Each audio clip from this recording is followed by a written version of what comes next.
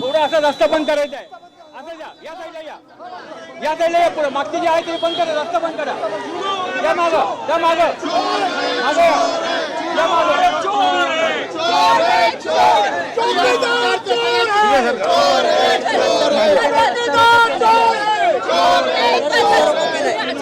चुनाव आयोग जवाब दो, चुनाव आयोग जवाब दो. आमचा सत्याग्रह आहे.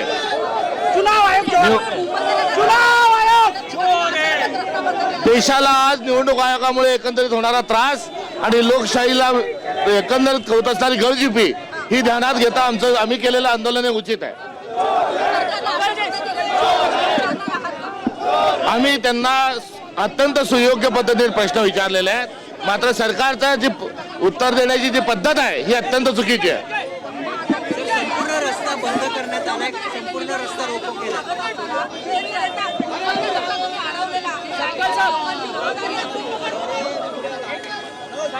लोकशाहीचा रस्ता जो अडवलेला आहे याकडे माध्यमांनी लक्ष द्यावं ही आमची असणारी त्यांना विनंती आहे.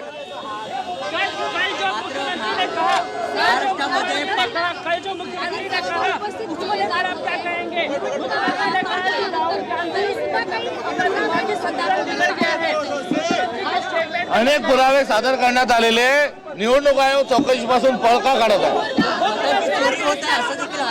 आहे. मतांची चोरी झालेली आहे. चौकीदार हे वोट का चोर आहे.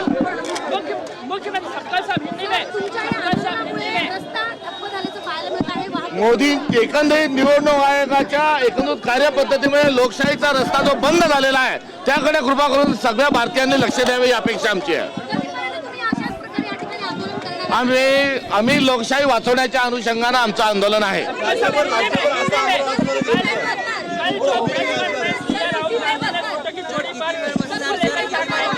आम्ही हा मुद्दा जोपर्यंत पूर्ण होणार नाही तोपर्यंत सोडणार नाही. आमचं आंदोलन जे आहे हे या ठिकाणी या मुद्द्याकडे लक्ष वेधण्याच्या अनुषंगाने आहे.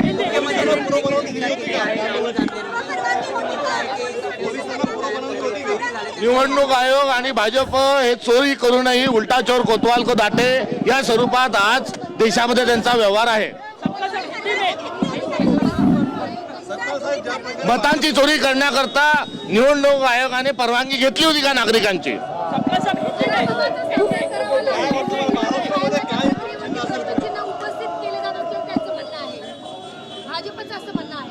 भाजप हे या सगळ्या मतांच्या चोरीमधली दलाल आहे, त्यामुळे त्यांच्या कोणत्या आरोपाचं उत्तर देण्याची आवश्यकता नाही. हिंदी में कल जिस प्रकार से मुख्यमंत्री ने राहुल गांधी के लिए विवादित शब्दों का इस्तेमाल किया, क्या कहेंगे.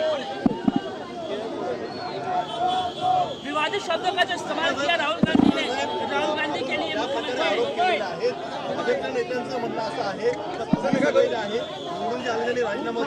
भाजप या सगळ्या चोरी प्रकरणातील दलाल आहे, त्यामुळे भाजपच्या कोणत्याही आरोपाचं उत्तर देण्याची आवश्यकता नाही. निवडणूक आयोगाने यामध्ये थेट स्वरूपामध्ये ही चर्चा करावी आणि कारवाई करावी आमची अपेक्षा आहे. आंदोलनाची भूमिका असणार आहे आणि या प्रकरणाचा पर्दाफाश केल्याशिवाय कांग्रेस कार्यकर्ते स्वस्थ बसणार नाही. आगे आगे देखो क्या क्या होता है. हिंदी में कल जिस प्रकार से राहुल गांधी ने वोटों की चोरी को लेकर प्रेस कॉन्फ्रेंस किया, आपका क्या कहना है. आप लोग राहुल गांधी जी ने जो कहा है वही हमारा कहना है, अलग से कोई कहना उनसे है नहीं. और उनके टिप्पणी को लेकर जो बहुत ही बेहुदा और बदतमीजी वाला स्टेटमेंट महाराष्ट्र के मुख्यमंत्री ने दिया, ये पूरे महाराष्ट्र का अपमान है और वो chief minister of the Maharashtra है, ये हमारा उनको जवाब है.